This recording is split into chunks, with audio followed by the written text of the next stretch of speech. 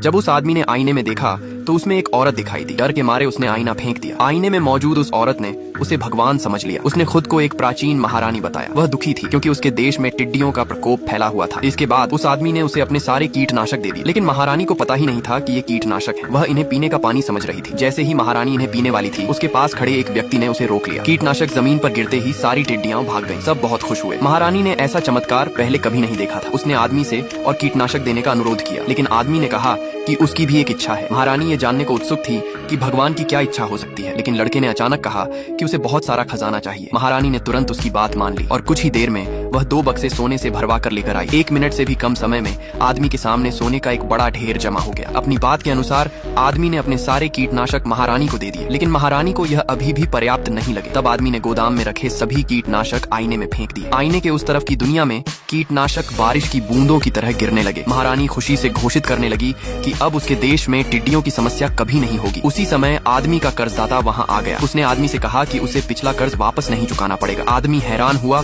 और वजह पूछी। कर्जदाता ने उसकी पत्नी और अपनी एक तस्वीर दिखाई और उसने आदमी की पत्नी की तारीफ करते हुए कहा कि वह न सिर्फ खूबसूरत है बल्कि बहुत ही कोमल स्वभाव की भी है। आदमी को याद आया कि उसकी पत्नी पिछली रात घर नहीं आई थी। उसे तुरंत सब समझ में आ गया। इस बात पर दोनों में झगड़ा हो गया। आईने में यह सब देखकर महारानी ने तुरंत आदेश दिया कि आदमी के लिए न्याय लाने के लिए 1 साल 1000 सैनिकों को तैयार किया जाए।